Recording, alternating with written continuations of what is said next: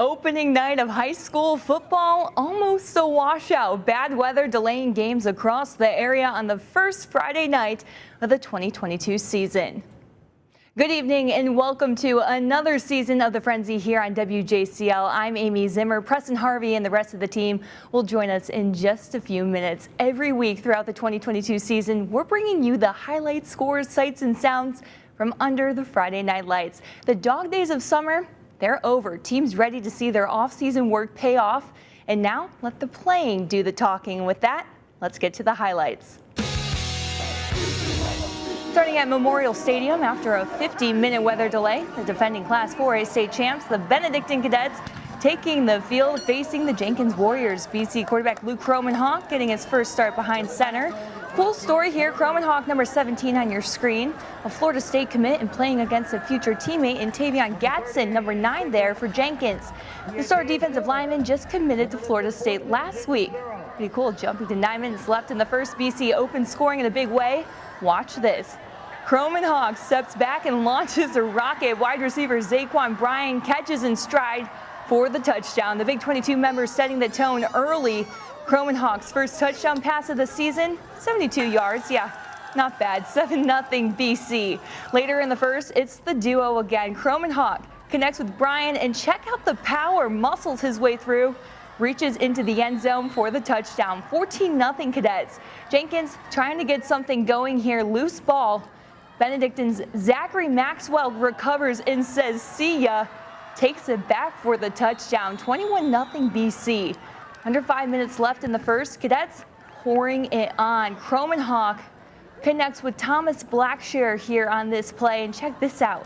Stays on his feet and then steps on the gas. 28-0 Benedictine. This game would be called before the half with BC on top 45-0. And over at Island Stadium, Calvary Day visiting the Island Sharks, and our Rick Snow is there and has the highlights. After more than an hour delay because of rain and lightning, Islands and Calvary Day were finally able to get on the field, get a little stretching in before they kicked off their opening football game of the season. While waiting out the rain, the coaches were able to get together to talk football and swap stories, including Calvary Day's new assistant coach, Russell Damasi. The Sharks got the ball first, but the Cavs' defense was all over them, and Terry Simmons, who is committed to Duke, stops the play for a 3-yard loss. On the first play for the Cavaliers, quarterback Jake Merklinger, a Big 22 member and 4-star prospect, fires deep to Caden Arnold for a 40-yard touchdown, and it was quickly 7-0. On their next possession, Merklinger hands the ball 3 straight times to Antonio Butts, and he would cap off the drive, scoring from 35 yards out to give Calvary Day a 14-0 lead less than 6 minutes into the game. The Cavs had a 42-6 lead at halftime of the rain-delayed game. Rick Snow. All right, thanks so much, Rick. And now time to welcome in Preston Harvey, who is traveling across town for his highlights this evening, while, of course, battling the rain. Hey, Preston. Thanks, Amy. The weather turned out to be the biggest opponent tonight. However, football was played on the south side of Savannah. For the first time ever, Windsor Forest and Country Day meeting on the gridiron. Country Day, a young squad led by sophomore Barton Dixon, getting his first start at quarterback. Meanwhile, Knights entering the season with key players who missed a lot of last year due to injuries. Some first quarter action, Dixon with the toss to running back Michael Grandy, taking it all the way to the end zone for the first score of the game, 7-0 Hornets. The Knights would look to fight back on the following drive, quarterback Dante Dorman taking it himself. Get this, Dorman will fumble on the play. Hornets ball. 3 minutes left in the first quarter. The Hornets looking to capitalize off the turnover. Guess who? That's right, Dixon to Grandy. Country Day takes a 14-0 lead. The Hornets would go on to defeat the Knights, the final 31-0. Hilton Head Prep taking on Bethesda Academy at Daffin Park. The Blazers leading 8-7 coming out of halftime. In the third quarter, Hilton Head receiver A.J. Barger shaking some defenders off for a big game. The Blazers looking to separate themselves in the third. Quarterback Tristan Randall to running back Noah Jenkins, powering through the defense, breaking some tackles. Jenkins all fired up after that run. Some more third quarter action. Will Alford showing off the run game for the Dolphins. This one would turn into a defensive battle though. Neither team pulling away. Bethesda through it all would beat Hilton Head Prep 8-7. Amy, back to you. All right, thanks so much, Preston. We'll check back in with you in just a few minutes. Meanwhile, it was a historic evening at Savannah High School. The first Savannah High School football game of the season also marked the opening of the new stadium on their campus. The construction ran a year longer than expected due to weather and supply shortages. The 2,000-seat stadium cost a little more than $5 million to build and has brought a new excitement to Blue Jacket football. Savannah High and Josie from Augusta battled to an 8-8 tie in the first half after a long delay because of tonight's weather, and that game still underway. And still plenty of more highlights to get to here on the Frenzy. Coming up, we're making a stop in the Low Country. Stay with us.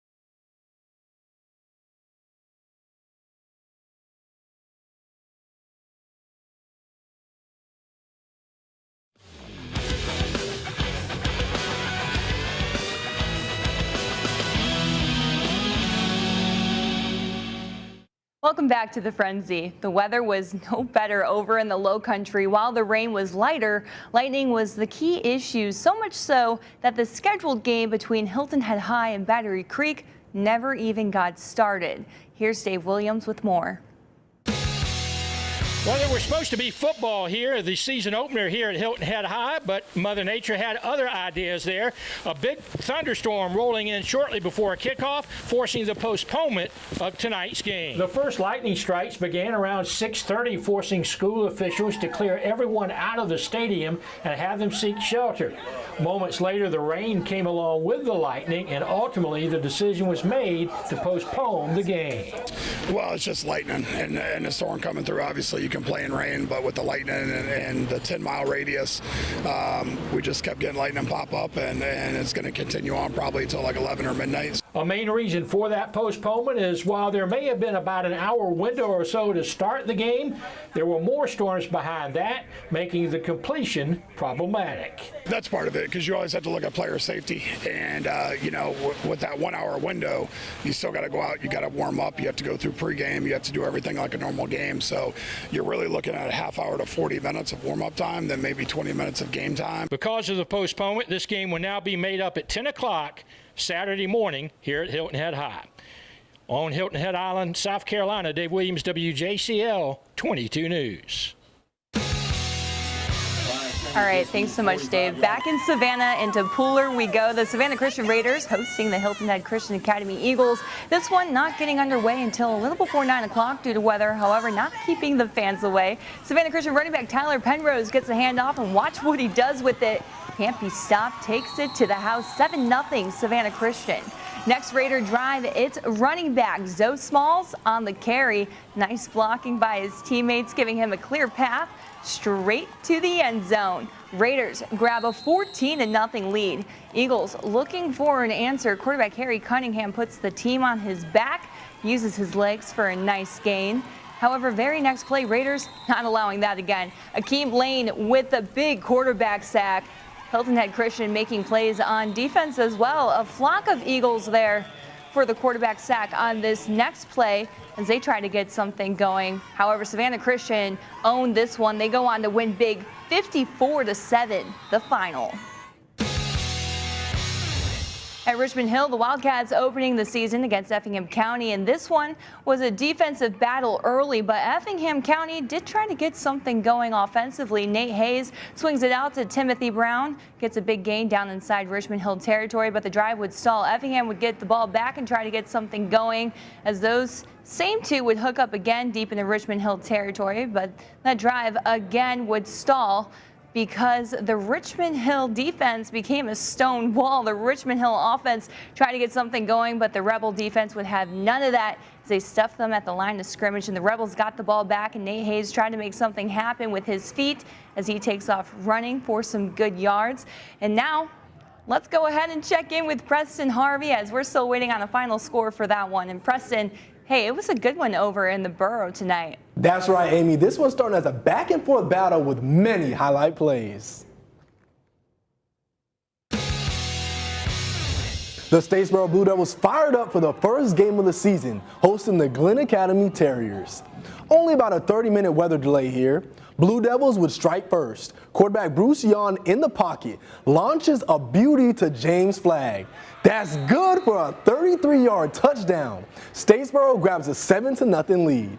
Glenn Academy drive now. Quarterback Tyler Delvin to teammate Greg Peacock finds the open lane and takes it all the way for the score. Game knotted up at 7. Statesboro responds. Jan takes his time and makes it look easy, finding Odarius Lipsy in the end zone. Wow. But Glenn Academy will pull this one in overtime thriller, 43-42. Amy, back to you. All right, thanks so much, Preston. And that's going to do it for this week of The Frenzy. Thank you so much for joining us tonight. We look forward to seeing you again next Friday. Have a great night.